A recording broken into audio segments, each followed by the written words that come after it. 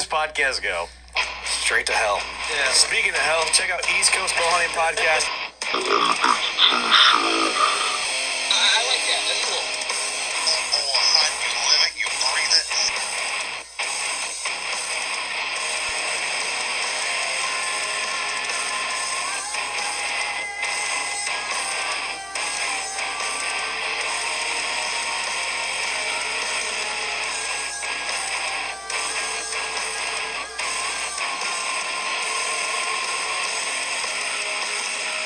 Where it is now, where it's insane. Warning.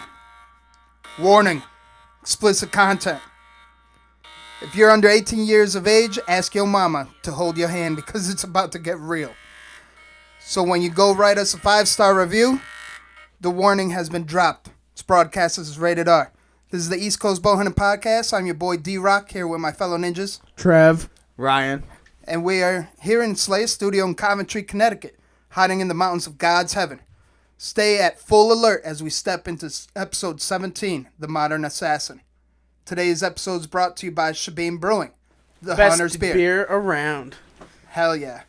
100 Demons, East Coast hardcore music known worldwide. Find their merch at www.shopshogun.com. They will rock your socks. Trev's Euros for all your Euromount needs on Facebook. Its quality speaks for itself. Fuck yeah. CT Bowhunting, CT's #1 source for bow hunters. The Safe Zone. Judge free. Judge-free Safe Zone. Tune in. Get their app. It's free. Download it now. You want to get out in the CT bowhunting scene, or even if you're out of state and get a little input for some travels, hit us up on the app. And today we're presented by Noreaster Game Calls. Get them in close. For all your game call needs at www.noreastergamecalls.com. Best game call on the market. There's nothing that compares to it. Keep a lookout for the East Coast Bowhunting Bloodline series.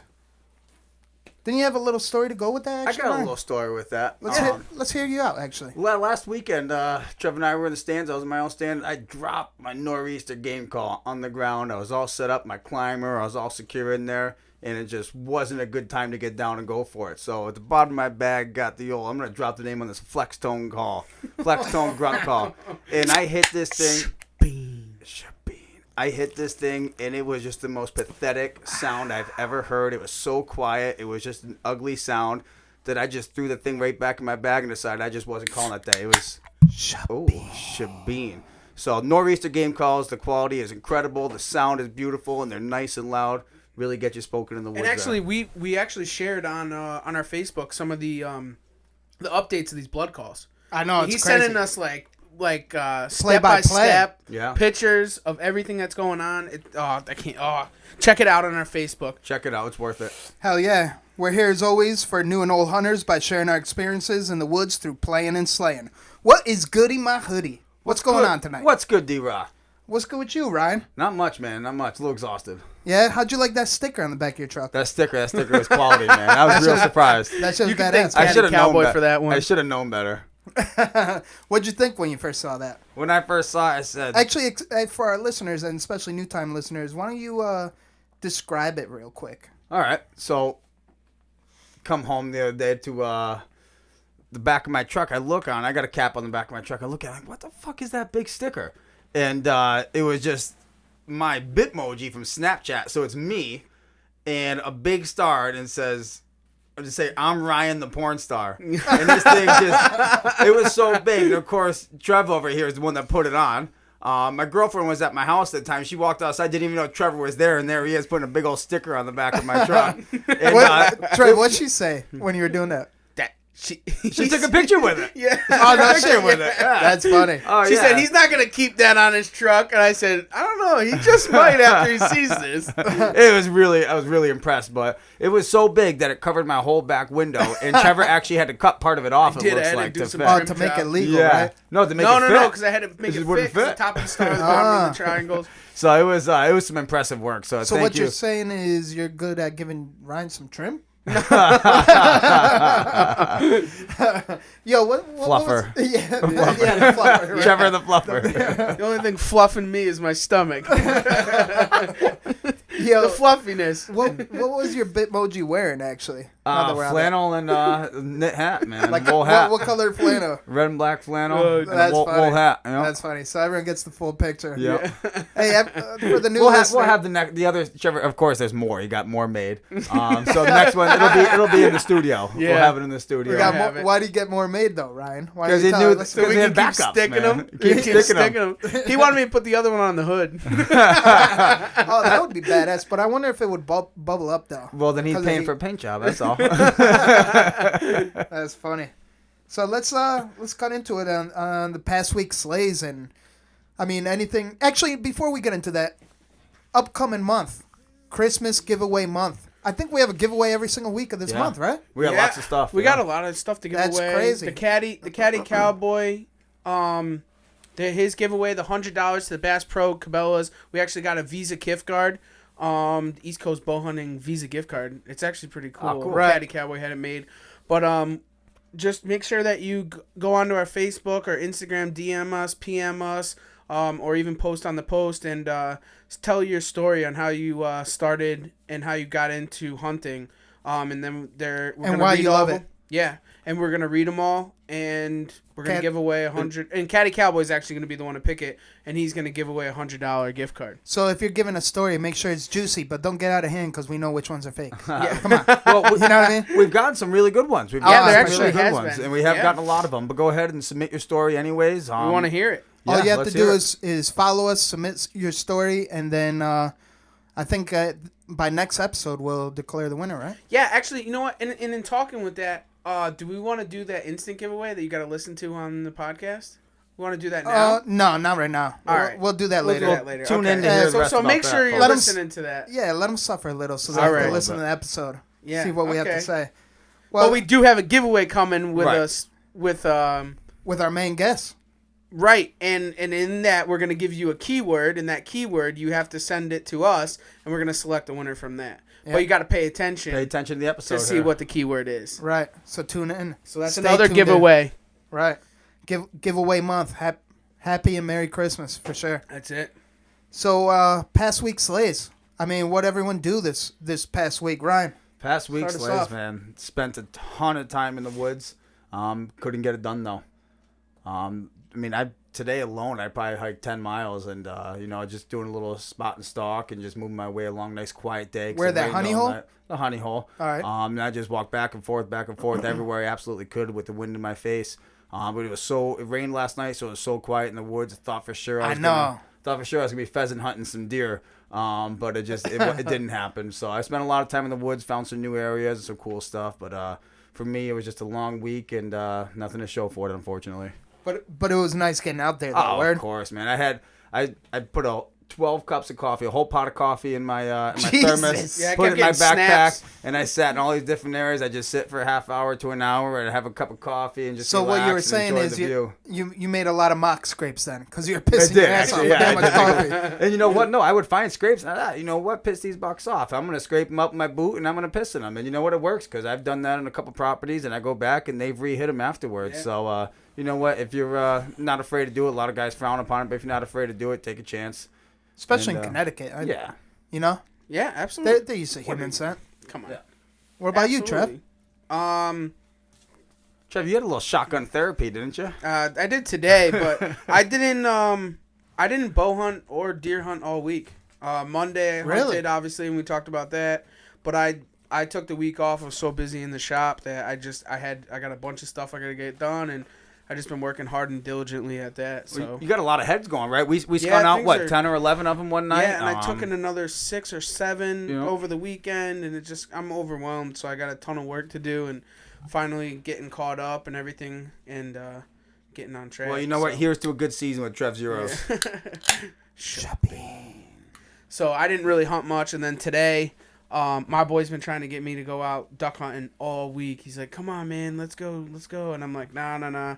And then finally, I got caught up enough in the shop, and I was able to go duck hunting today. So that was cool. We had a diver mixed bag bang out. It was pretty cool. Shot some cool ducks, and it was fun. The divers have a different taste, though, than most of the other ones. Where More like a like a more fishy. like a fishier. Yeah.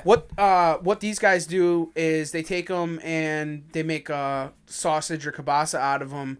So actually, you know, it doesn't taste so bad. But the buffalo head, we shot a lot of those today, and those aren't that bad. They're like the teal of the diver, so they're a little bit better. But some of the golden eyes and stuff, and the bluebills and stuff like that, I wouldn't eat that crap. But you eat. I don't know, them golden eyes. If you smoke them and then pickle them, I'm telling you, fucking delicious. Really? Oh my god! You pickle anything, man. It's good. Well, yeah. I mean, yeah, I guess so. They pickle pig's feet, man. But I know, right? I don't eat that. Maybe in the hood where I'm from they eat that, but I don't eat that. Yeah. But I like to smoke my divers, smoke them and then pickle them and taste delicious. Yeah, so you're making corned beef out of them. Yeah. More or less, yeah. That's sweet. Even all the ice fishing fish, like some yellow perch and stuff. Yeah. You know, not but to you pickle that too, huh? Oh, fuck yeah. That's crazy. But it's banging, though. Yeah. How do you go wrong with that? I don't know. Some of the sea ducks and stuff that I've Mergansers, shot. Yeah. I mean, you put them in your car and they stink up the whole thing. They It stink smells like everything up. rotten fish. Yeah. Yo, but actually, I mean, you kill it, you got to eat it. So you figure true. out making the sausages and the kibasas and makes them edible. Yeah. They're good. You mix them with some Snack pork sticks. fat. Anything's little good with jerky, pork fat. I you know? mean, it's bacon. Fuck yeah. Yo, what about that other skull you're doing? That diesel ass, was it a steer or something you were doing? Yeah, it was a longhorn. Oh, man. It's got an 8-foot spread on it. That was a project. Yeah. That shit was crazy. Yeah. It's that's just that thing. I was there watching you work on it. I was like, holy shit. You made a cool little contraption, but for the beetles. Yeah. It worked really well. It worked really well getting them horns off. Yeah, because that had a lot of shit in there. Well, and that's the thing. So you have to heat up the horns on it, and sweat them off so that you can actually get them off. Now, mind you, they're like 38 to 42 inches on either side. The horns are. So you have to try and submerge the whole thing in water. So like I thought of using a 55-gallon drum, with 2 propane burners on it, this, that, and the other thing. But a buddy of mine, he told me he had made one out of a big 75-gallon Rubbermaid horse trough, and what you do is you put 2 heating elements inside of it and then run cords to that and heat it up that way. So that's how we were able to get the horns off. So it was one hell of a contraption he came up with, man. It was dangerous. Yeah, so whatever. It worked. Romex electrical line just running from here to there to this little makeshift plug and going into the wall, and I'm like, damn, this ain't good. Yeah, right. So you got to do what you got to do. It worked. Oh yeah. So while Trev was busy in the Euro shop working with the beetles and all that bone, I actually hit the woods at the honey hole too. Yep. Little stepping, slaying. Well, then deer slaying. No sleigh. Yeah. Yeah, not that day, anyways. But I learned a lot getting out in the woods and went to the top of that mountain and found new spots. Actually, some older stands. Make sure you could tell it was old timer stands. Yeah. But the spots were perfect. And actually going in, I hit you up as soon as I bumped out that big ass buck. Oh Dude, yeah, exactly. Ryan, Trev tell you about that or no? Yeah, double drop time. Yep, double drop time. Yep. That shit looked like a small horse. Yeah. Yeah, They startled the fuck out of me. That's not the first time that. No, he's been seen by the landowners. Yeah, that's before. not typical. Yeah, Yeah. Well, I found one of his beds. Yeah, For he's been bumped out of that spot twice. Really? You're the second person who's bumped him out of there. And you know what they do? And my good buddy Clint Casper, shout out to him. What he said is that a big buck beds in a certain reason because it works. Right. Every time he gets to bounce out of there and he stays alive, he actually returns to that spot. Right. So you know what we got to do. Yeah, he I ain't went gonna there be this that morning. far. Yeah. You were there. Yeah, Ryan was I there. was this there this morning. morning. Did you find the bed though? No, but I did a showed little Trev rattle where it session. was. I did Yeah. a little rattle. No, I was right there on the in the area there. I had a nice lookout. I could see ways, and I did a little rattle session early in the morning, first thing, and thought for sure he was gonna come pounding out of there, but didn't happen this morning. And so. there's a doe bed right on the long side of the ridge right Yeah. there, just over the mountain. Oh yeah, That's crazy. They're Yeah, everywhere. it's crazy. They're hidden, man, for sure. But That's awesome. So yeah, I just want to remind everyone we're running a tree stand safety harness donation. Oh yeah, Don't forget about absolutely. that, where we pump out free tree stand safety harnesses. If you need one, hit us up through social media. We'll get one out to you. Yeah, And- we'd love to start sending some more out and get people home safe. yeah, spreading the gift of Kind of safety. slowed down, and now it's the time of giving. So let's give away some tree stands Right. harnesses. So I'm excited about this episode, man. I think everyone's tired of listening to us jibber jabber. Let's get Garrett on the phone. Let's do it. Let's do You it. know, I'm the modern excited. assassin. Yeah, I can't wait. He's such a savage, bro. He is. He's one of those people you just gotta look up to. He's a savage. Oh God. Savage killer. We're gonna hear about it. Another man crush. Oh, here we go. All right, so we're back with the modern assassin, the man, Garrett Benner. What's goody, my hoodie? What's good? What's happening, y'all? Just chilling here out in, in the timber of Coventry, man. So, yo, so what's been going on tonight, man? Just cracking some shebeen. He's got the shebeen in the house. How'd he get the shebeen in the house? How'd that get down there? I know a little Mexican from the dirty water that smuggled me some down. Oh, you lucky. You lucky. I appreciate it for sure. These things are badass, man. Oh, hell yeah. We appreciate what you sent us up. You know, that was really generous of you, man. Those hats, I wear that thing every single day. You got it bloody quick, too. It brought you some luck on the ducks. Yeah, it did this morning on the diver hunt. We had a good mixed deal. bag. Yeah. Good deal. That's the only thing missing from any of my apparel. You just got to add a touch of blood, and then it's good to go. Yeah. But now you got to do yourself, you know what I mean? The savage himself. Here he is. That's crazy. So Garrett, tell us a little about yourself, you know, before we cut into it. You know, let us know what you're all about, what you're here to offer, and where we can find you. Yeah. Well, you know, if you listen, you know, I go by Modern Assassin. You can find, you know, I keep all my current shit on Instagram, The Modern Assassin, and then I have YouTube videos that's on The Modern Assassins, and themodernassassins.com kind of links it all together. But, you know, basically, I'm an East Coast bow hunter. Chase everything I can pretty much with a bow and do all my own filming. Basically, you know, 99% of my videos are all self-filmed because, you know, just I kind of figured out early it was kind of easier to do things on my own. But I still film with my buddies from Tattooed in the Wild now and again, Ryan and Keith. But besides that, I do all self-filming.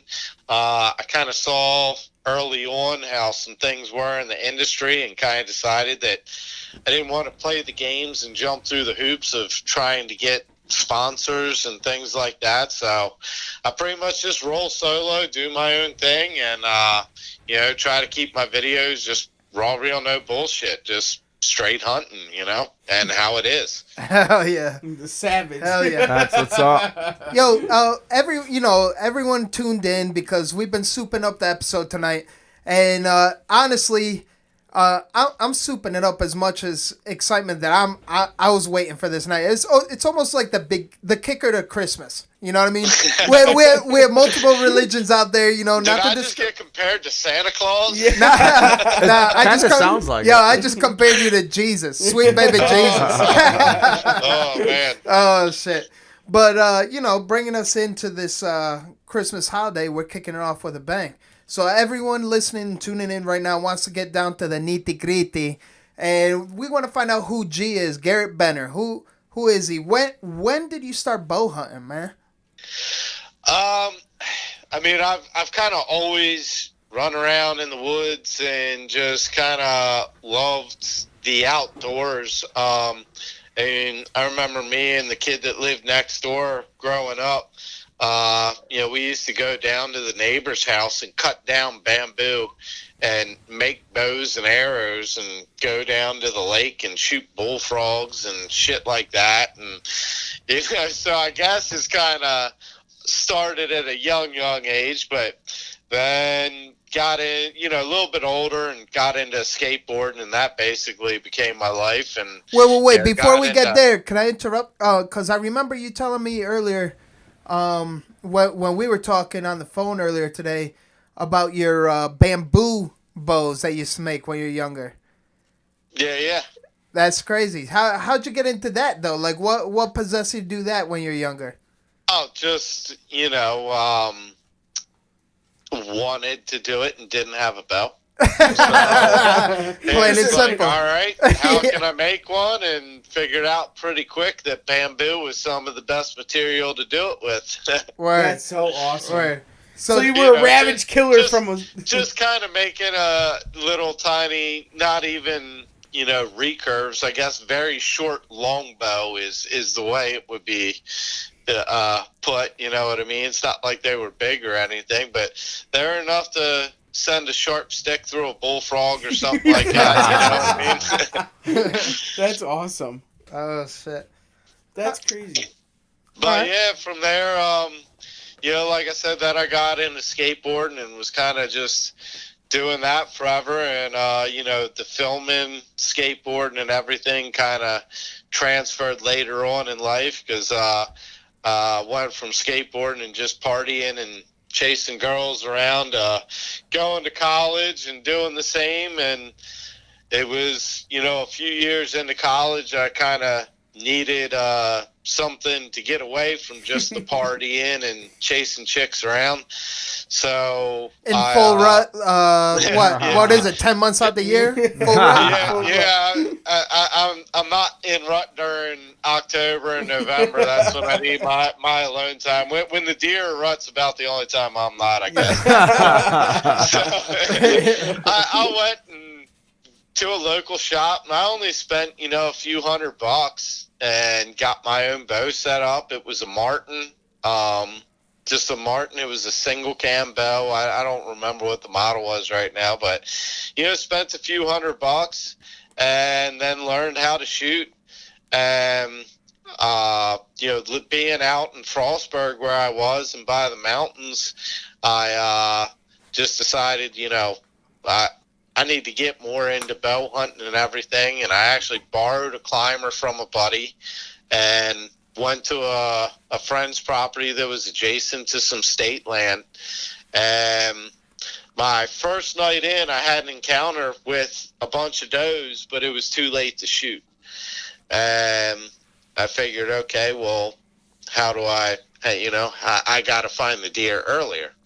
So I went up there the next time, it was a few days later, I think. I went up there and I basically backtracked where I was to where I thought the deer were coming from and traced them backwards up the mountain some and found a lot of droppings and just knew, okay, they're spending some time here. If there's this many droppings, they're obviously spending time here. Set up and that evening it was only 2, but I mean, there was more than enough light left. They showed up pretty early, and I was set up near a giant oak tree. They came in feeding on acorns, and it was basically, I thought about it like shooting a target. I had that doe sitting right there and drew back and thought, okay, set the pin in right where you want and just let it rock. And, that was my first day with the bow. Just drilled this doe. She only went about 25 yards. And after that, I was just full-blown addicted to bow hunting, no doubt. That's where the savage was born. yeah. That's where the love of bow hunting took hold for sure, because it was different. I had hunted with a gun and I killed a deer with a gun and all, but the deer were so close I could hear them crunching on the acorns, and I'm pretty sure I heard one of them fart, you know what I mean? And it was just such a different proximity and different feel that, that's what really took hold. That's so awesome. I love when that happens, when they're so close and you can just hear them chewing and they just munching. Dude, that's the coolest part. Oh yeah, I mean you get to experience things in the woods, especially as a bow hunter, because I really do think bow hunters are better hunters for the fact of they just have to be so much more conscious of their entrance and exit and every little bit of sound and everything else. So like a ninja. Absolutely. And I think, and not just with deer, but, with fox and raccoons and squirrels, just nature and wildlife in general, you just get to see some really cool shit. Yeah, you know what I mean? That people just don't otherwise get to experience. Absolutely. Us as bow hunters see stuff that other people will never see in their lives. Absolutely. I'd say, okay, and this, now I was on the ground and I was scouting, but I had my bow with me. Popping and squatting. Right? Popping and squatting. I was scouting out some new ground that I can go back and hunt either in the future or more so scouting for the rut next year. But, looking at the sign that's fresh. But I came up on a yearling and a fox bedded together. Come on. Interesting. Elaborate. Never seen that. It was like some. It was like some Bambi shit. You know what I mean? Did you kill the fox? Maybe that's a sign that Bambi's daddy's around up in there somewhere. Uh-huh. But yeah, I just couldn't believe it. Like they were bedded down behind the same fallen tree. Wow. That's the craziest thing ever. Yeah. Did you shoot the fox? No. I don't really, man. It's funny. People always say that because I see fox almost every time I hunt, and I absolutely love fox. I even have one tattooed. But at the same time, I do shoot fox sometimes, and I do trap fox when I need to. But no, man, I absolutely love fox at the same time. That's so cool. Yeah. But yeah, the way one was bedded with a yearling, it just, I don't know. Never seen something like that before. That's the craziest thing ever. Yo, so all this talking going on, G, I just want to take the time to bring it to our next segment. You know what I'm talking about?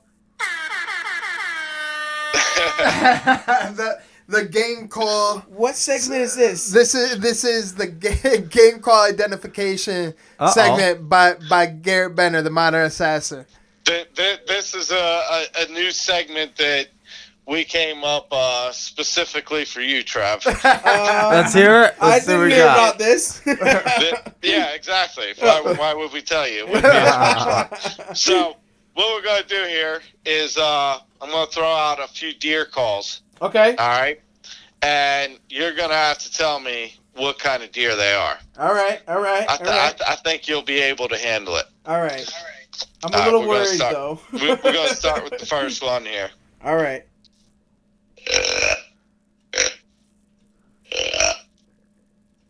That's a whitetail. That's pretty simple. You got that. Whitetail buck. Whitetail buck. Breaking you in. We're going to step to something just a little bit different here. Uh-oh.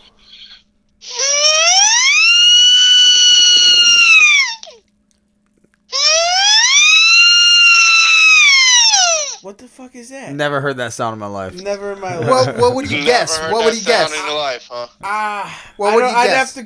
I'd have to go with some type of like fawn. Man, that's a sick of deer. Oh, Come no shit. on. Dude, I'm telling you, it is the craziest sound you ever heard in your life. I guess, okay, we call them sick of deer, but they're actually an elk subspecies. No shit. So Really? think of an elk bugle, Okay, but instead of an 800-pound elk with giant, massive lungs, think about a little 80-pound elk with little tiny lungs. So what? Just It's like a mouse? It's just like a bugle, but it's short and higher pitch. That's Right. crazy. I actually, now that you say that, now I can understand it. It kind of makes sense, right? All right, we got one more for you, and this All is I'm really hoping you catch this one here. Ready? That's a shebeen. That would be the John beer. John Oh, you got John beer. That's Ryan's favorite. That's all not he bad. drinks. I had a Mexican smuggle me some. That's so awesome. True Mexican. Thank you, You America. got him down here to Maryland, cross the border, and I'm very appreciative. So thank That's you. awesome. Hey, a ninja's a ninja. Hey, I like the segment. That's awesome. I thought you'd enjoy the game call there. Figuring that out. You did pretty good, Trevor. You got what'd you get? Like an 85? A C. I give him a C. It's pretty bad, dude. That's crazy. We're gonna have to get along with the beer. The Noreaster. You sent me some cents down from your new sponsor, Noreaster. Very appreciative, and like everything that I'm gonna use. I had to put her to the test. What do you mean I by don't that? know how, as you know, I'm a huge fan of the scent crusher bag. It's All day long. It's changed the way I whitetail hunt. To the simplicity of it. The hardest thing that I did before was try to remain scent free. Now it is one of the easiest things. I just throw everything in my bag. I hit the button. My clothes are good to go. I'm straight. So I really have not used any scent eliminator or cover sprays pretty much at all this season, because I've just been using the ozone bag, and I'm just that confident with the results I had. So this Noreaster, this scent eliminator, had to check it out. And first thing I noticed is it has zero smell at all. There's no scent, which I don't care what kind of scent eliminator you use. It has some type of chemical scent. Even if it goes away after it dries, it's got some kind of scent. There's nothing to it. So I took one of my cameras and I sprayed it down on my camera, because if you use a lot of scent eliminator sprays, it leaves that residue on your shit. Yeah, And yeah. if you the spray it white- on your bow, Yeah, it's terrible. Yep. Yeah, it leaves the white specks all over the riser of your bow and all your camera gear and that kind of shit. Well, it left no white residue either. Wow. So I was like, all right, if it's not leaving a white residue and it's got no smell, does it actually do anything? Is Right. it Is it just a actually bottle of water? What are you selling us, Mark? What is this? Is it actually going to do anything? So I figured, all right, I need to test it to see if it kills some kind of smell. What do I got?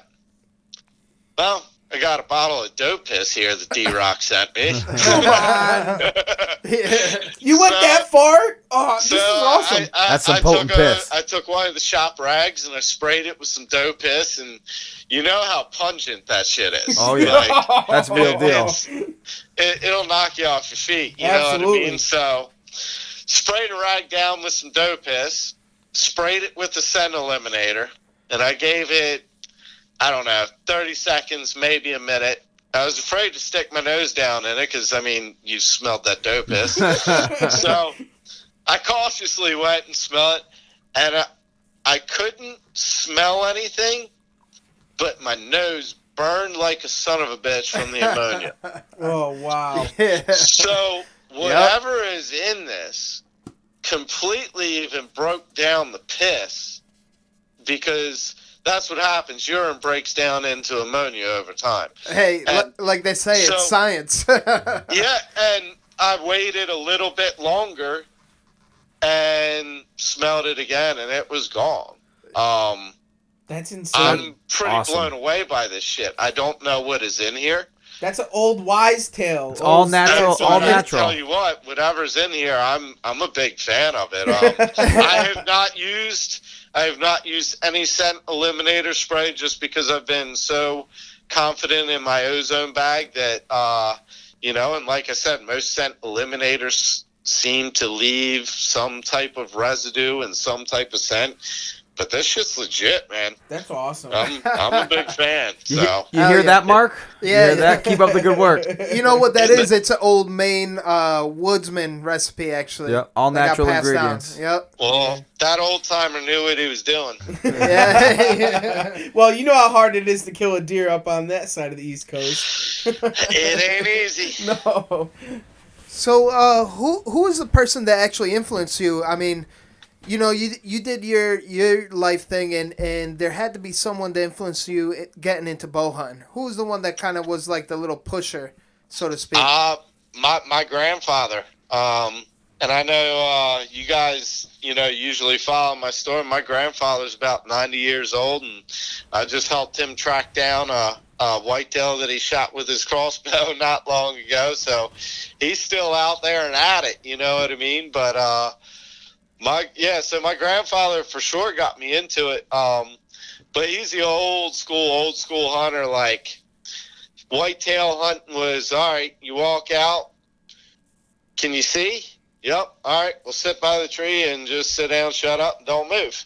Right. And wait for deer. You know what I mean? There was no, okay, where are they bedding? Where are they feeding? Where are they traveling? When? Why? There was none of the science behind it. So It was all feel and passion. Word? yeah, so I got to go out and do it a few times with my grandfather and all, and that's what kind of, I enjoyed it, but like I said, it wasn't until college where I got my own bow and learned how to shoot and everything, and went and had to figure out the deer a little bit, and basically went and killed some unguided on some, just unknown land, borrowing a climber, that it just really took hold, that I was like, all right, I got to continue this, Right. The love was there for sure. Hell yeah, for the love of the game. And that's what it's all about. So getting back to it, this brings us to our next segment. And you know what? Again, glad you're here so you can start spitting some knowledge. So this brings us to our next segment for the night. The ninja tip of the day. What you got? Man, is that what we got going on here? Well, one thing I was thinking about was there's a Shabine burp. Was something you brought up not long ago in an episode, and you were talking about you had a deer looking up at you, so you started squinting. Right. Gotta hide them That's pearls. something that I think a lot of people don't think about, is eye contact. When you make eye contact with an animal, if that animal makes eye contact with you, it's over. You know when someone's looking at you when eye contact is made.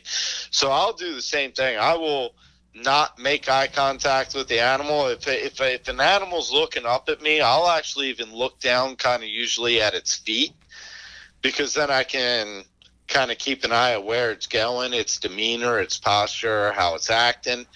But at the same time, I'm not looking it in the face. Right. And I also do the same thing. I squint. Because if you think about, a rattlesnake or any other predator laying there in camouflage, it's not usually till you make out the eyes. Once you see the eyes, the whole face and shape comes together. Hell yeah. So it's kind of, I feel the same way about whitetail. Don't let them see your eyes. Don't make eye contact with them. And you'd be surprised, even with the camera gear and everything I have up in the tree with me, how many deer I have sit there and they'll look up at me because they see a blob up there or whatever catches their attention.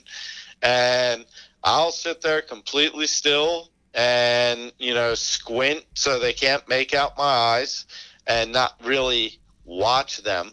So to peek through the curtain, so to speak. Pretty much, yeah. And you'd be surprised how many times they do that where they'll set their head down and pretend they're feeding, but they still got their eyes looking on you. They're trying to bait you into moving and catching you to see if it's something, and then they'll just go back to doing what they were doing. It's so crazy. It's like the predator in them, like it's predator. It's the instincts. Tell you, when you make eye contact, it's over. I learned that at a young age. I was squirrel hunting, and it had rained, so I was able to walk through the woods super quiet.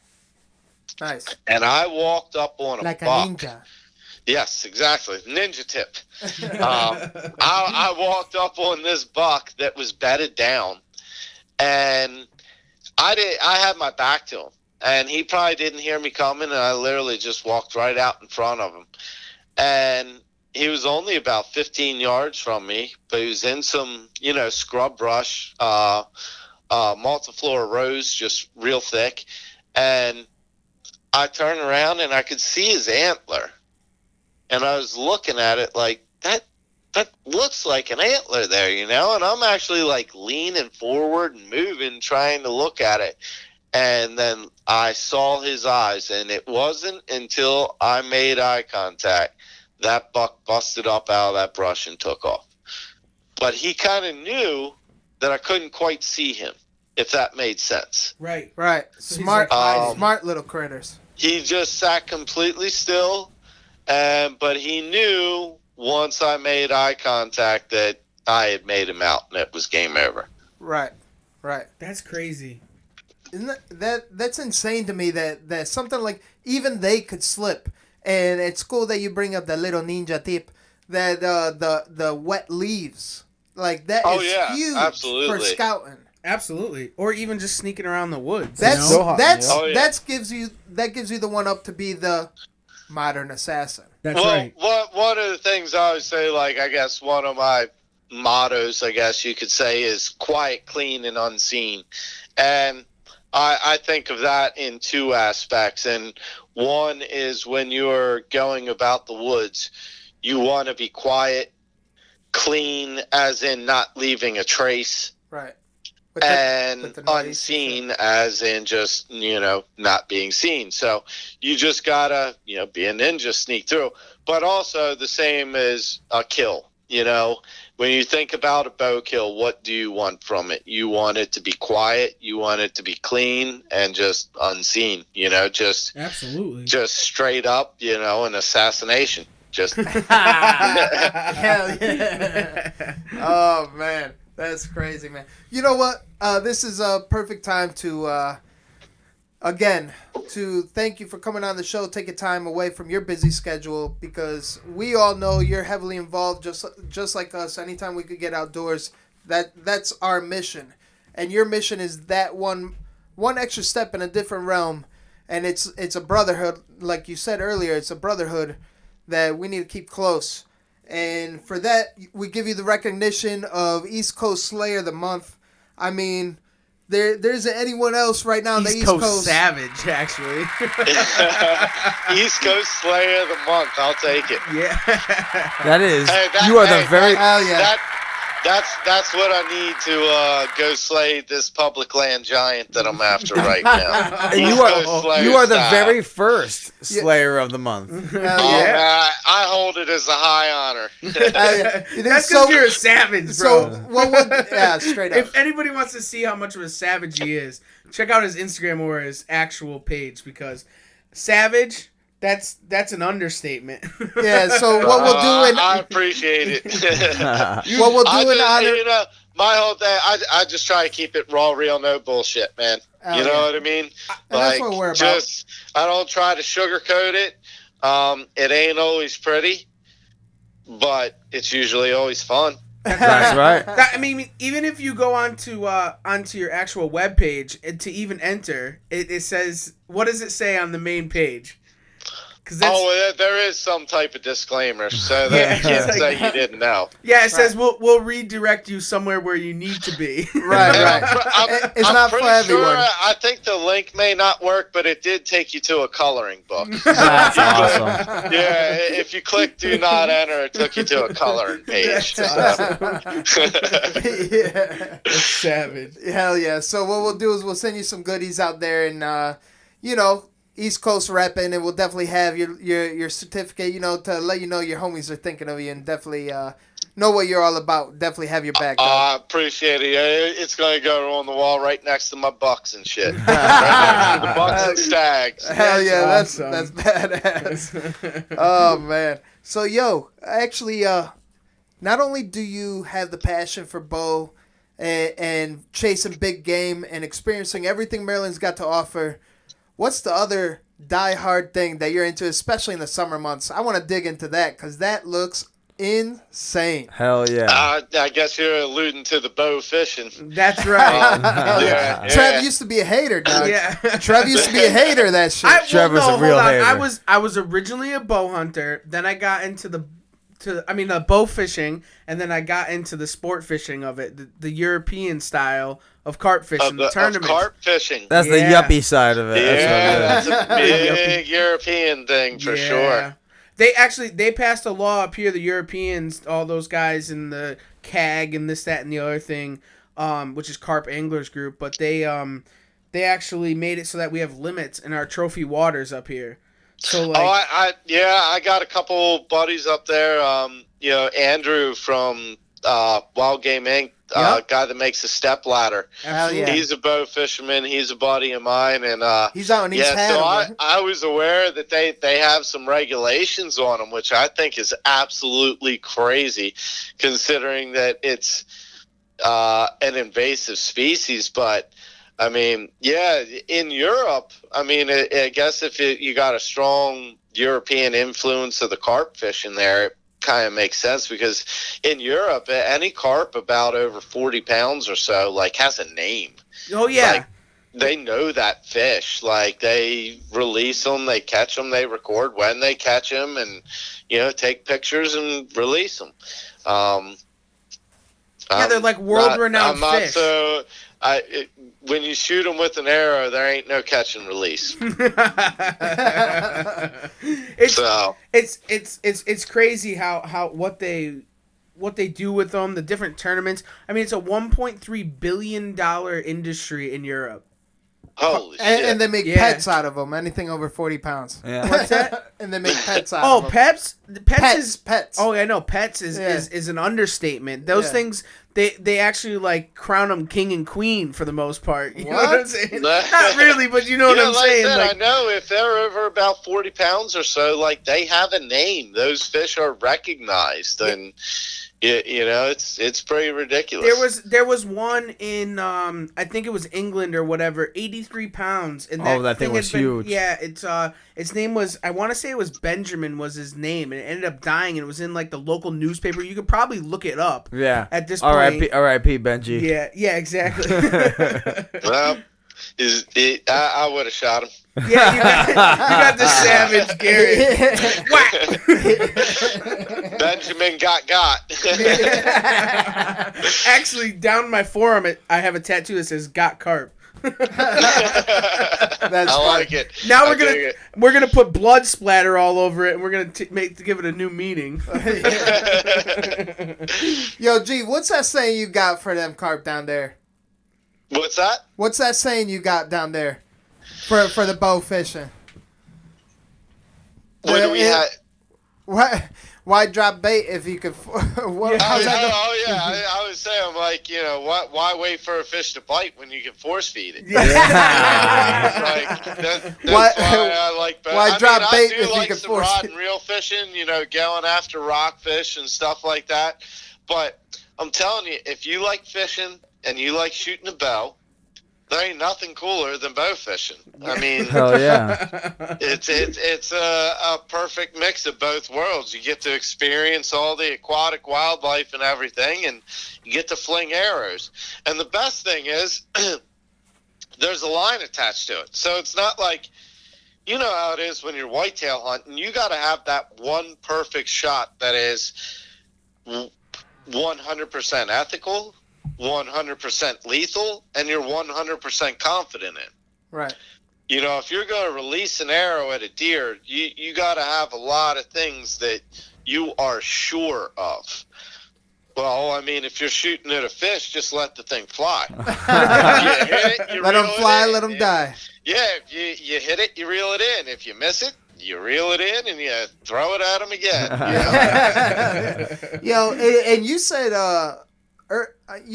catching up earlier this week, that sometimes your bowfish is so concentrated in the water, and then sometimes you're seeing the night eyes. Oh, yeah. I mean, one of my favorite places to bowfish, actually, is one of the places that I probably shoot the least fish, because I see the least game or non-game fish species to shoot. But I'm seeing... I'll see big 50-plus inch muskie. I've seen 40-plus inch pike. I've seen 8 to 10 pound largemouth, turtles, rabbits, all along, raccoons all along the side, muskrats, beavers. We even had before, you're just so focused in the water looking for fish. You're not really paying attention to the shore, that sometimes you'll just all of a sudden look up and there'll be deer right there at the edge of the water. That's crazy. that are just like frozen. Because I mean, imagine deer and headlights, but it's like 10 sets of headlights blaring at them. Right. They just kind of lock up there and they look at you like you're a spaceship on the water right in front of them, like they don't know what to do. But yeah, you see, it's pretty cool when you're out at night in wildlife and just kind of get to experience it in a little bit different way. That's so cool. I can't believe that you can actually blind them like that. Yeah, that's fun. It's weird. And I mean, the thing is, you're loud. So, I mean, not that a car's not, but, you got a generator and shit running, and they'll just sit there and they just look at you most of the time, like, almost like they don't know what to do. I wish you could bowfish them. Bowfish them deer. Oh, man, imagine that shit. Yeah, rip the bow right out of your hand. Yeah, you right? got a leash out. Yeah, You got a leash through that fucking Probably have thing. some kind of line to track them down. I mean, What was it? but Chris Brackett. He did the bow fishing for turkeys. You ever see that, Garrett? No, come on. No way, really? Come on. Yeah, in his beginning stages, one of his That sounds YouTube fun. videos, he was trying to shoot turkeys with the bow fishing bow out the blind. Really? I guess for a turkey is about the only thing that I think it might work. I guess the Eastcoast Slayer might have to try something. Slayer I'm the not month. sure that shit's really legal. Fuck Chris Brackett, always breaking the rules and shit. It's like, come on. I don't know though. That If you're doesn't gonna- say you can't. No, anywhere. if you're gonna do your dirt, don't have your cameraman with you. I mean, what kind of dumbass does that shit? You know what I mean? It's like, what the fuck? Sorry, I didn't mean to go there. Mama, I'm not a smart man. No, I wouldn't want to shoot nothing but a fish without a broadhead. Hell yeah. You know what I mean? Hell yeah. Oh, absolutely. It's a not bow ethical. fishing It's tip not. is so much different than something you have for shooting a deer or anything else. It's just completely different. Right. So yeah. That's pretty crazy, though. Hey man, and for our listeners out there, don't get us wrong. This is deer camp. We're just BSing, getting to know, being funny. getting to know. Oh, believe me, when we've seen the deer sitting there on the side of the water, we've definitely talked about it. Like, how can we make this legal? You know what I mean? Yeah. We've definitely talked about it. Can you imagine if you stuck that and had to hold onto this line in this boat right now? Right. I mean, we ain't never done it, but sure, it's been discussed. Hell yeah. It's probably like when you shoot them stingrays. I seen your pictures with those giant stingrays. That's like shooting a deer that's running the other way at full speed. I'm interested That's in what that. that's like. So do you use your regular bow fishing reel for that? Or is there like a special setup or Yeah, you use your regular reel. like the same stuff and- you would use for a carp? Yeah, and I mean, and there's kind of two different types of reels. You got spinning reels and you got bottle reels. Oh, no. And they kind of operate a lot different. A spinning reel has like a drag and operates pretty much like a push button fishing reel does. But where your bottle reel, a lot of that is more hand line. And I've broke it.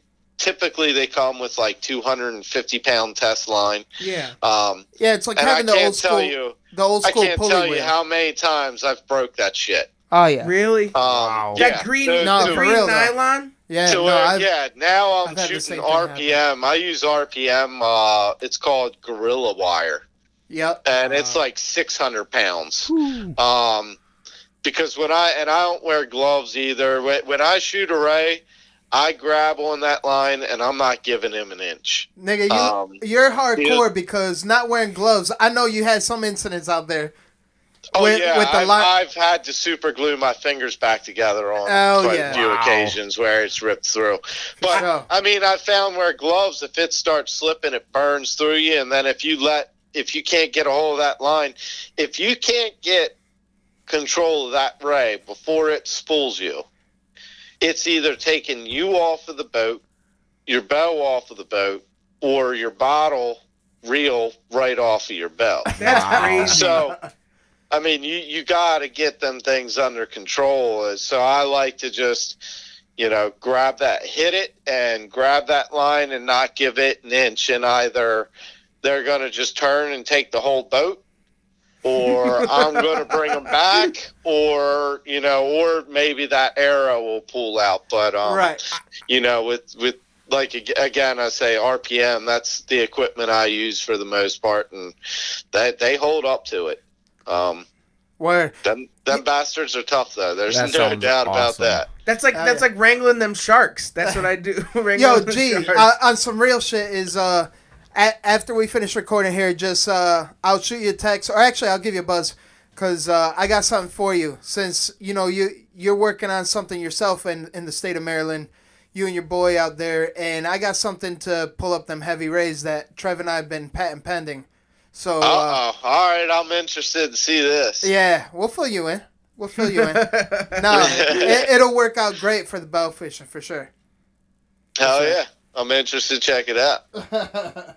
That's so cool though. I shooting the stingrays and stuff like that. We'll have to get you out there to shoot a shark or something. Come up here and shoot a shark. Dude, I'd love to. I think a buddy and I are going to shoot a gator down south. Oh, Yo, That's that was awesome. fun. Go to Yeah. Louisiana if you get a chance. Everyone says Georgia, right?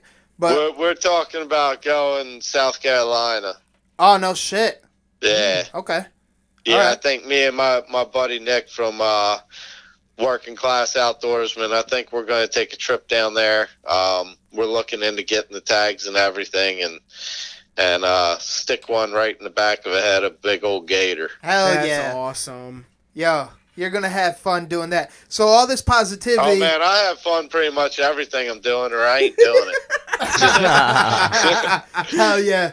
Yo, Garrett. Unless it's paying the bills, I ain't doing nothing I don't find fun. Yeah. 100 on that. 100. Yo, Garrett, this brings us to our next segment. All this positive talking, everything that we love to do, it brings us to what rattles your antlers. Oh, all right. Well, I guess I got two things. One, people that don't control their fucking dogs. Yes, amen. Man, I can't tell you how many hunts I've had ruined, well, throughout time. But this season, one of my favorite spots, I did not hunt there at all until Halloween and was saving it. And 3 days I hunted that stand, and all 3 days I had dogs. And it was actually two different sets of dogs from different people What the running deer.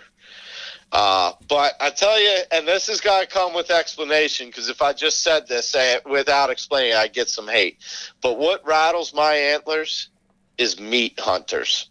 Oh, damn. So I'm in that Now, category. Now, Shit. let me explain now. Okay. Now, if you're a brown that's down and you're a meat hunter, Yeah, good for you. I don't give a shit. Do your thing. You know what I mean? right. What I'm talking about, I'm saying meat hunters in quotation. I'm talking about the guys that are going to pass 4 fat does and then shoot a scrawny ass 4-point Yes. and then claim they're hunting for meat. Right. And it's like, and the reason it pisses me off is because they're lying to us. They're lying to themselves.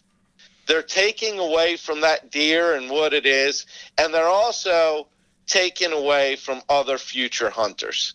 Absolutely. Now, this is just my opinion, obviously, but when you go, there's a reason you pass them 4 does to shoot the buck.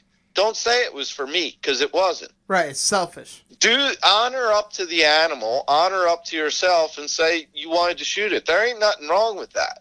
Right. I You know, totally so- agree with you. And there ain't nothing wrong with the guy that shoots a 4-point because it's his first buck, or because he doesn't care and it's the first deer that comes by, or the guy that may only get to hunt once or twice a year and wants to kill a deer.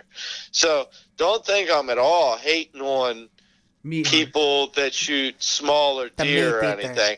I'm talking about the guys that shoot tiny ass bucks and claim they're just meat hunting when they're passing big fat does coming by of even better meat.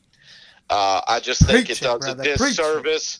It's a disservice and a disrespect to them, to the animal, and pretty much everyone else getting into it. I can't agree with Shoot you. them That's does. so well And said. that's what Shoot them rattles my does. antlers. Wow, that's well said. Well said. I like that. I like that.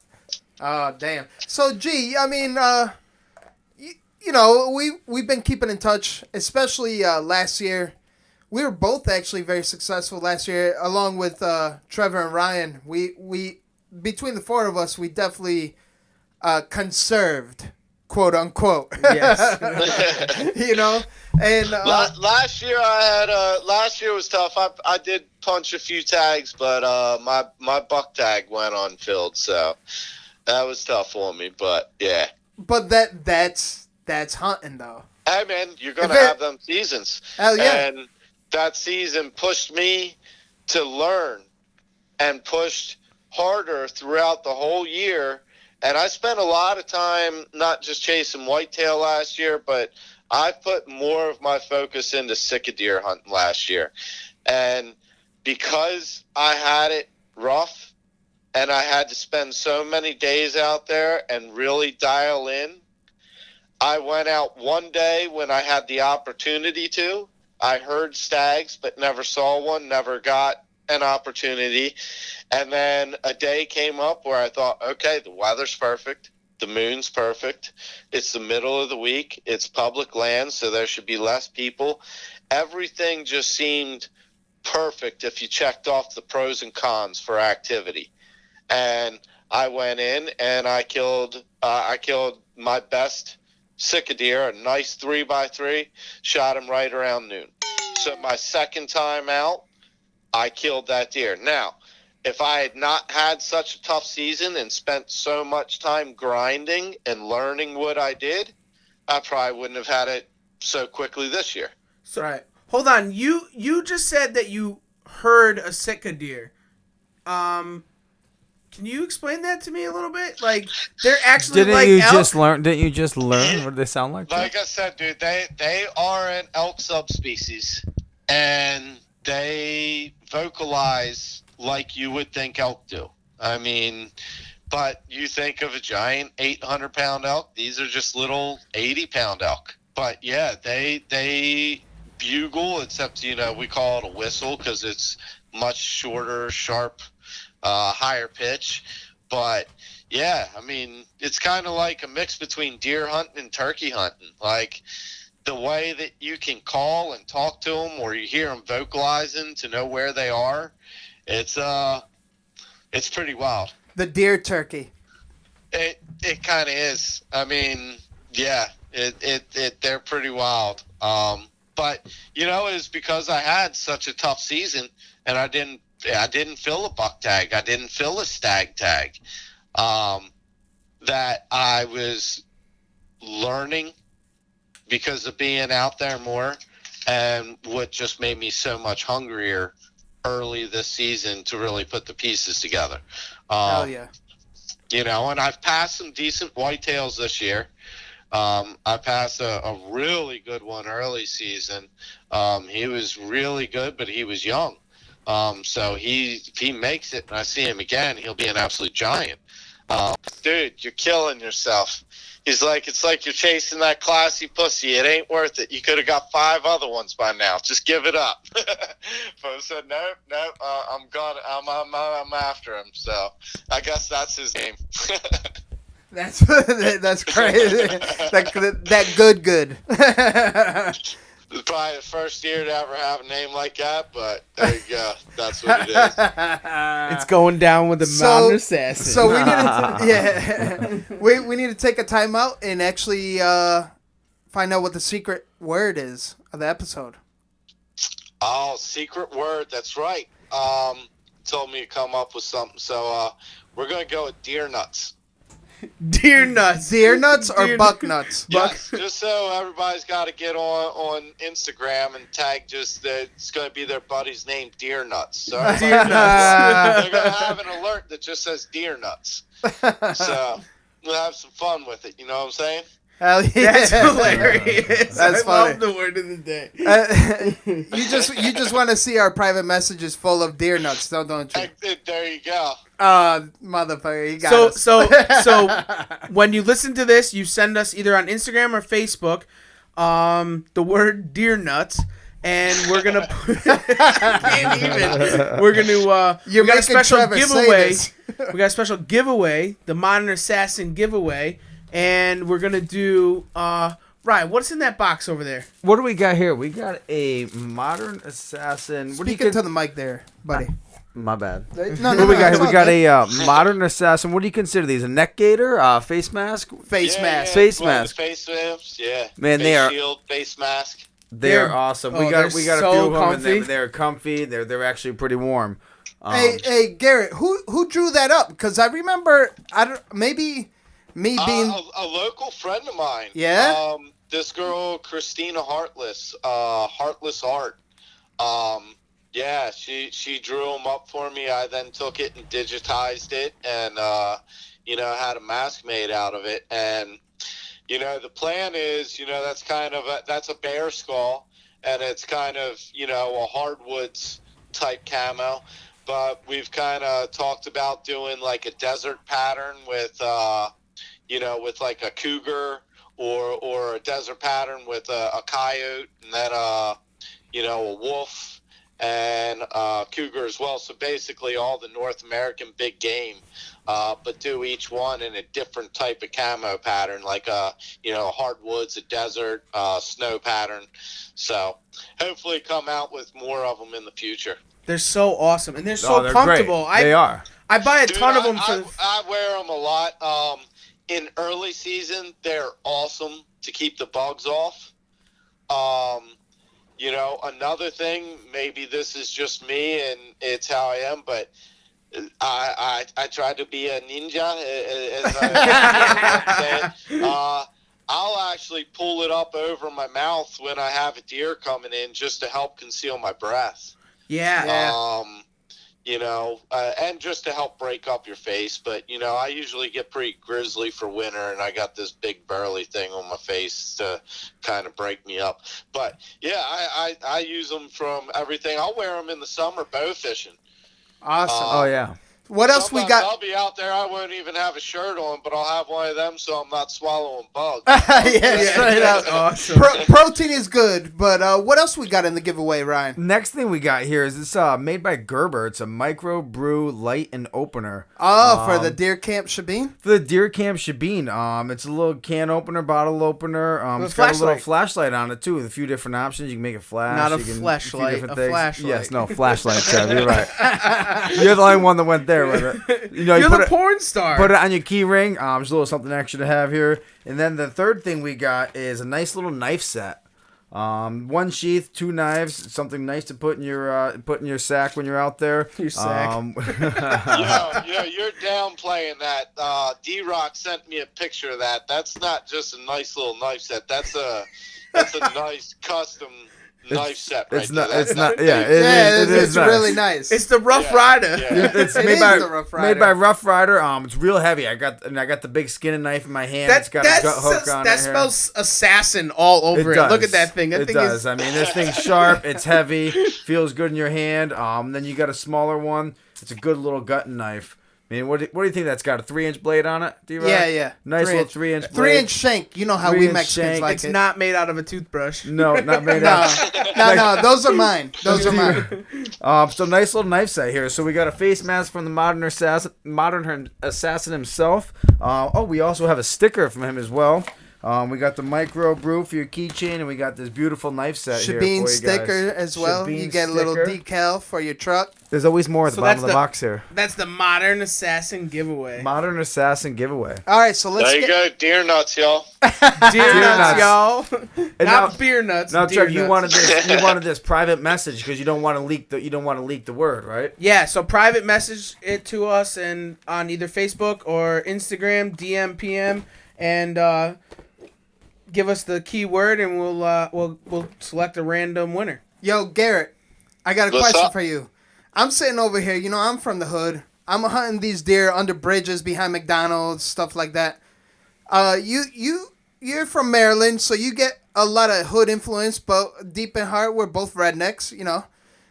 these guys sound like snitches, word? They're telling how to get the giveaway and what to do. It's like, I'm standing here like, are these guys snitches or are these guys my boys? I think they're trying to help out the fellow listeners. Word. That's Word. right. That's Yeah, right. 100% on that. We're all about the listeners. Hell But yeah. we know enough spots in the woods where people can disappear, so I don't think they'd be doing you wrong like that.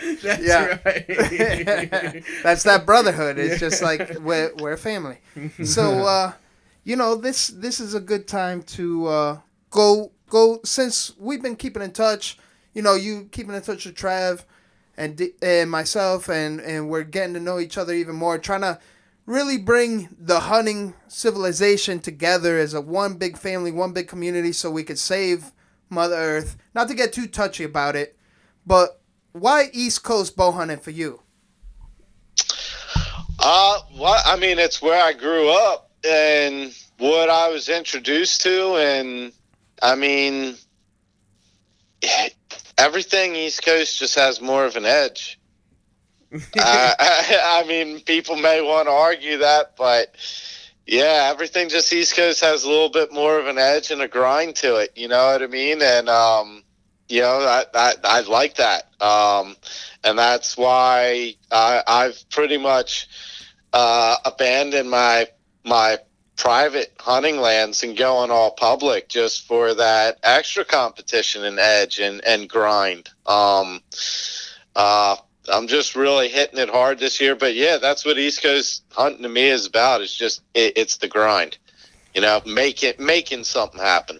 But when it does happen, it's just it feels so much better because you put in double the amount of time that anybody else Absolutely. would. I always say I feel like I have to work twice as hard for anything I get, and maybe everybody feels that way, but yeah, the reward is actually rewarding.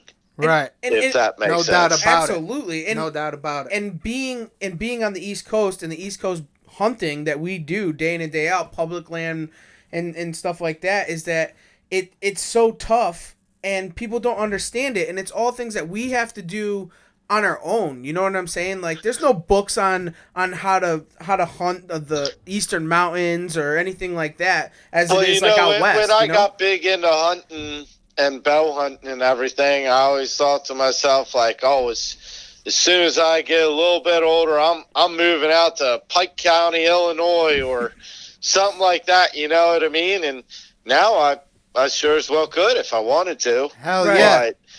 But, that's the rabbit hole. There's giants here on the East Coast too. You just gotta work a little harder to dig them up. So to speak, your balls got to chafe a little bit longer. Right? Yeah, you got to put them hours in the tree stand, and that tree saddle may give you a little chafe. Yeah.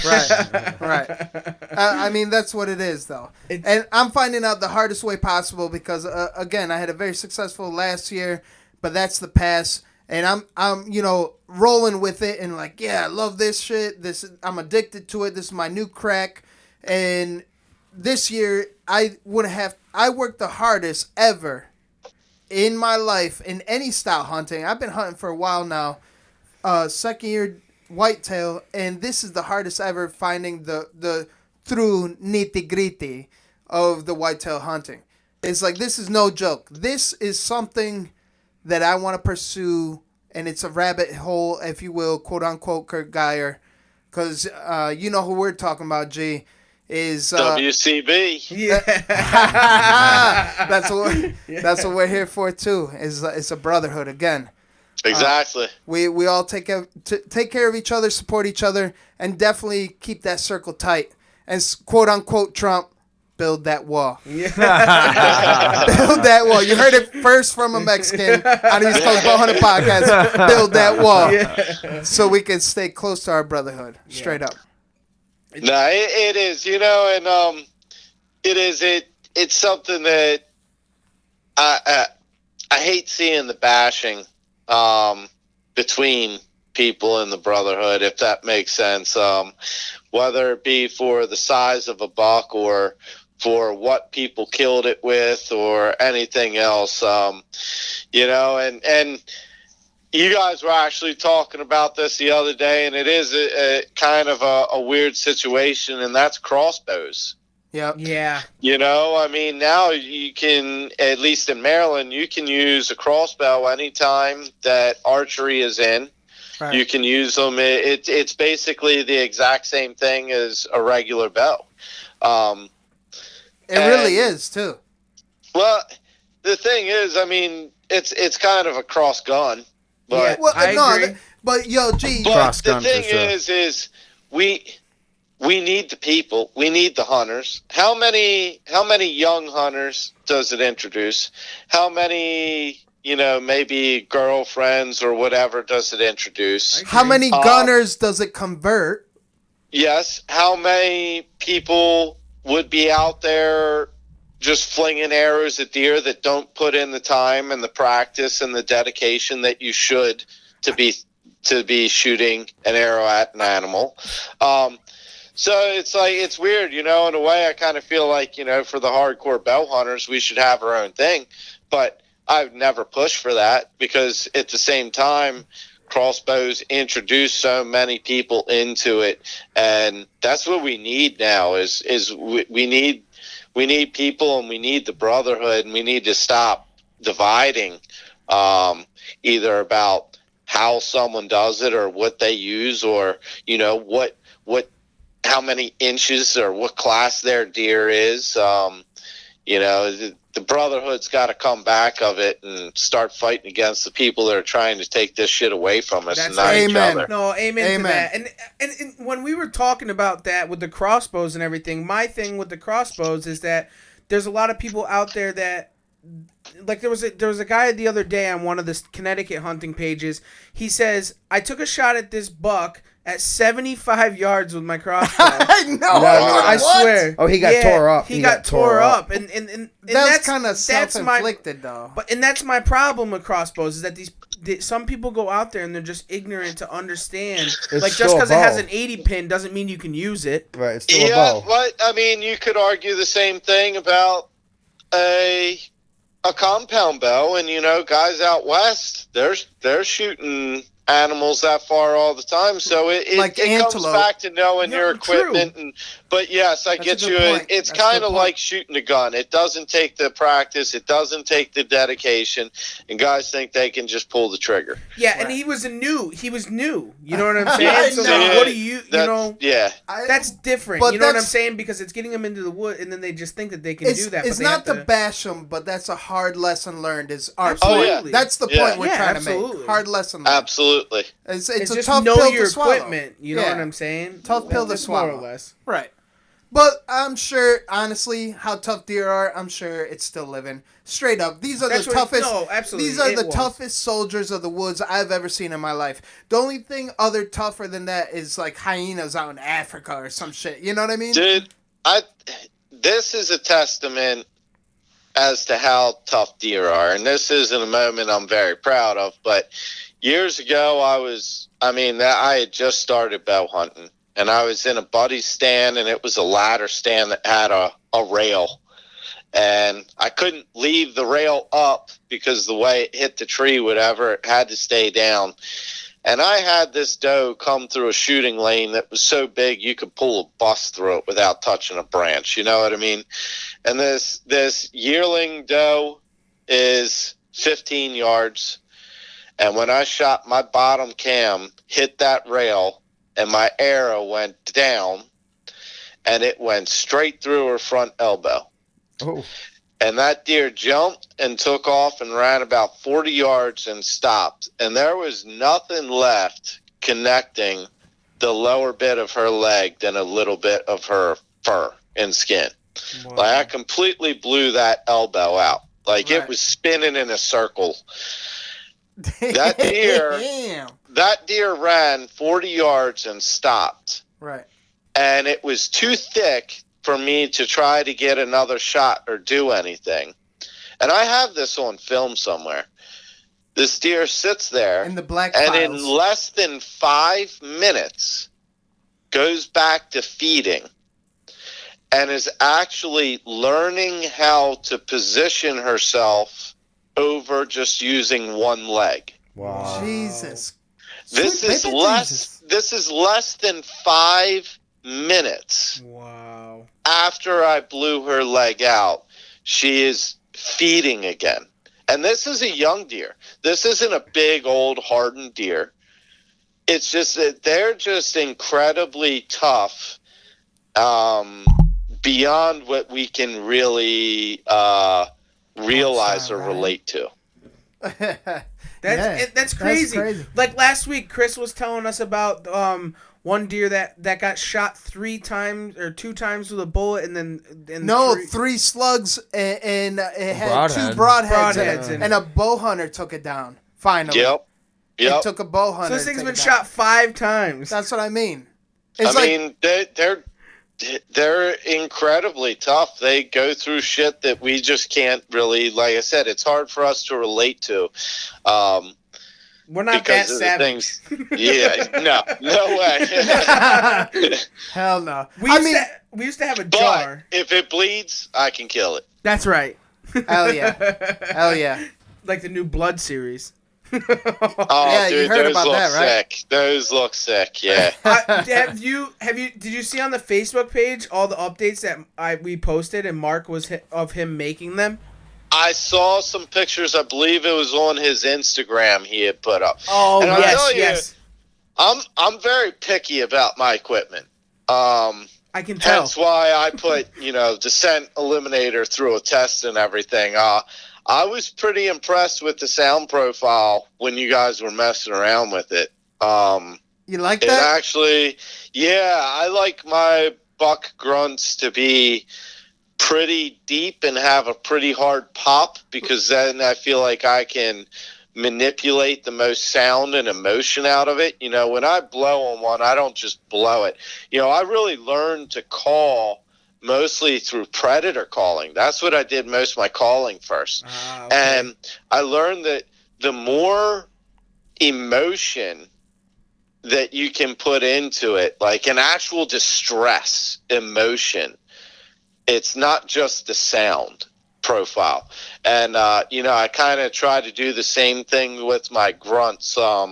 Usually I'll do just a couple light, like tending grunts. And if you ever notice too, when a buck's trotting and grunting, a lot of time he grunts at the same time, like either his right or his left foot will hit. Yeah, like a pattern. They build up to that Yes. shit. I noticed that shit. And then they'll kind of, if they're starting to get annoyed because there's another buck around, or maybe the doe won't slow, they'll so it gets do that deeper, little bit deeper and more aggressive. So I like to mix my calls up and kind of get different tones and aggression. And I was pretty impressed with the sound profile of that, because a lot of times, if you have, and this is with anything, not just a call, if you're trying to make something that is a multiple, like that call has a slider to be a multiple call. Right. You usually lose in all the full range. If you try to make something full range, it's not the best in any of the ranges, if that makes sense. But that thing, I was pretty impressed. I'm definitely interested in getting one and hearing how it sounds. I think I'm gonna have to pick up one of them Blood series. Oh yeah, they're coming out. We're hoping Dude, to see the they're prototype badass looking. here. I mean, they're badass. He kills it. I don't know what, he just a perfectionist at whatever he does, and like it's I insane. listened to the pod. I listened to the podcast, and it was a good one. And he definitely seems like a cool guy. We appreciate it. Yo, that's big time for us, for sure. We appreciate that. But hey man, East Coast slaying. That's right. yeah, yo, straight up though, on those calls, he actually it was over deer camp. It was made over deer camp, straight up. Yeah, in deer camp we started talking about it. A few shebeens later, and Shabine, it works magic. We were teaching him how to make his Bitmoji. That was probably one of the funniest things hilarious. in my life. First night at camp around the fire. He's low 50s, I think. Low 50s. 53, I think he said. Yeah, 53, and we had to make him a Bitmoji. You should see our Snapchat group. He won't stop a Bitmoji in us. Bro, I really think I'm doing it right now. Oh man, he's crazy. Hell yeah. But we'll get that in the works too, man. Yeah. But the little inside trick to that is a little sneak tip, and the only sneak tip you get from this this shows for those Noreaster game calls that slide, just a little squirt of gun lube, and it's like butter, baby. That's Yeah. like butter. Ah. It's crazy. Well, I mean, I like carrying a grunt call. I usually do my doe bleats just by vocalization. And it's passive, but I too. like to carry a grunt. Right. But yeah, something. I mean, if you have a really mature buck or bully in your area, if you're only blowing a mature grunt, I mean, you're going to blow out most of your deer. Right. You know what I mean? Like if you have a real bully in the area, sometimes, you know, sounding aggressive is not what you want to do. It's gonna, you know, turn the other deer off. Besides, make them more aggressive. So having that where you can adjust it a little bit, you know, could definitely be beneficial. Yeah, like, you know, like down in the dirty water, I come into the woods, I got my Noreaster game call, I'm like, what's up, my homies? Well, they are running. I tell you a lot. I mean, the doe bleats if work, I so. see deer traveling through the woods on a feed pattern or just, you know, on a travel pattern, and I know that they're not going to come into bow range, a lot of times I will just do one, like, contact bleat. Right. To let your Just presence be known. one time, and that's it. And sometimes it's curiosity. Sometimes I feel like the deer, they don't even realize it, that they just kind of start meandering more toward that direction. Yo, I'm sorry to interrupt, but it's what I do best. I'm sorry, man. I'm sorry. It's my bad habit. I'm trying to work on it, but this podcast shit, it really has me like mile a minute with questions. And before we get too deep into it, it's like, you just said that, you know, sometimes they ignore the call, so to speak. I've witnessed plenty of times just sitting in the tree and you try to communicate with it and it doesn't do shit. It just I'm telling you, less is more. Yeah. When you're talking to whitetails, if a deer hears me, I generally don't call after that. Okay. If I get a buck to lift his ears and look, and he knows, I generally try to. Now, if he goes about what he's doing again, maybe I'll throw a bleat at him instead of just a grunt. But for the most part, I mean, and I've even done this where I've grunted at a buck, and he'll hear me and he'll look, and then he'll continue on his way, and I'll be like, well, shit, I guess he wanted nothing to do with me. Right. And I'll see he may go check a scrape and then come down. Oh. To where it seems like, well, it didn't work, he's leaving. Right. But he's going, wait, who checked in here first? Oh, okay. You know what I mean? Yeah. Or maybe they're trying to get a little bit downwind, or maybe not even get downwind, but get onto the main trail that goes down to you to see, okay, what deer is down there? They probably traveled this trail. I really find that talking to whitetail, that less is more. As soon as you get their attention, be quiet and let their curiosity, because deer are curious. I mean, curiosity kills a lot of deer, you know what I mean? And if they hear something, you know, a lot of times they're going to, that's why I said, I feel like a lot of times just doing a contact bleat, you know, if you see a group of does moving through the woods feeding, I swear sometimes they just start meandering more toward you without even realizing they're doing it. Just a curiosity. They just want to check it out. But if you were to sit there and keep talking to them, now you're going to make them leery or weary. Right. Instead of just curious, or maybe they just think, oh, well, there's a deer up there. It must be safe. I mean, I know an old timer in PA that he kills his deer with a turkey call. Yeah. Really? Yeah, no. Makes them feel comfortable. Please tell this story because I'm well aware. He sits on the ground. He calls with the turkey, just very light clucks and purrs, and he scratches leaves. Wow. And, well, it calls turkey in too, but it brings deer in because they figure, well, one, there's food there, and two, it's got to be safe if there's turkeys there. So deer just kind of come down and check it out, thinking it's a Common safe spot sense. where there's a food source. Yep. That's crazy. Think like a deer. Right. That's all. Yeah, Right. you're Think like a you're playing off of something that those deer and those parts of the mountains deal with day in, day out. Clint Casper said it best, word G, that you just got to become one with the herd. That's it. This is very true, and that's another ninja tip.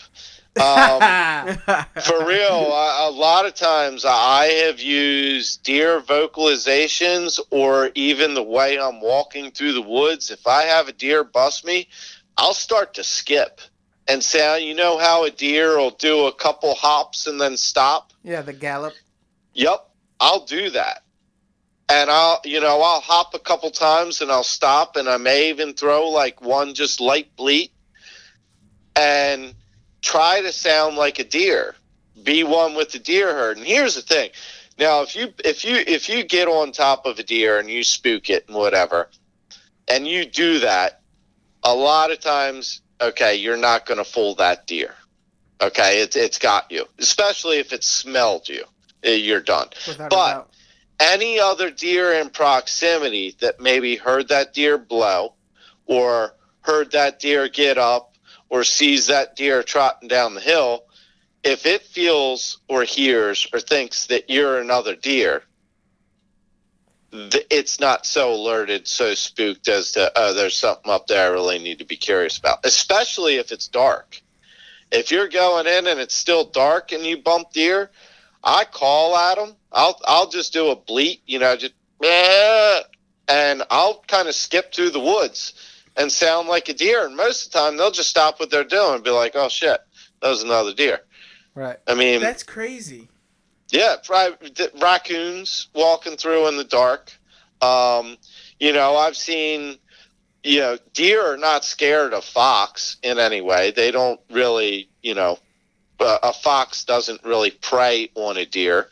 But several times I've seen, deer will hear a fox coming through the woods, and they'll go on high alert, and they're ready to run. And sometimes they may even run 10 yards and have their tails up ready to bolt. And then they see it's a fox come up over the hill, and they're like, oh, shit.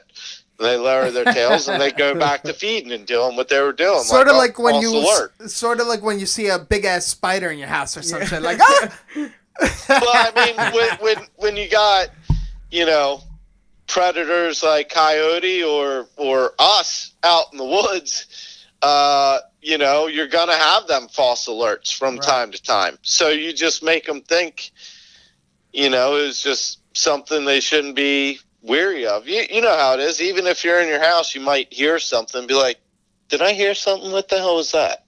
Right. And then you listen for a second. If you don't hear it again, you're like, oh, whatever. And you go back to eating or drinking a shebeen or doing whatever the hell you're doing. Now you're talking. Oh, man. I can't say enough, and thank you so much for coming on the show, man. It's been surreal, so to speak, because, I mean, we know each other, but we don't know each other, and we don't spend enough time together. No homo. It's just straight up. It's just we need to get out there and do the deed. We need to do more podcasts with them. Well, Because this is jam packed. I'm mind game, blown. man. I feel like there's so much more that we could touch on that we ain't even going to get to. So I take the title of the first East Coast Slayer of the East Coast podcast. Almost said the WCB. But the East Coast Bowhunting podcast, I'll take the title as a high honor. And, you guys want to do this again, whenever. And for real, you guys want to come down and do the bow fishing thing, I got the equipment. I got a place I can put you all up for a couple days, and we'll be playing and slaying. We're playing and slaying. Yeah. Word up. I think we're leaving tonight after we get done with this podcast. So the one thing that you take away for tonight and the brotherhood and the connections we're starting to make from coast to coast, and that's the end goal. What do you take away from tonight, Jay? Man, like I said, this year especially, I've really gotten back into public land. And You know, for a lot of people, starting new ventures, it's intimidating. You know, and bow hunting can be intimidating. I mean, you look at the guys that are really into it and some of the knowledge that these guys have and everything else, you just feel like, well, it's just so overwhelming. I don't know where to start. I mean, you're a car mechanic.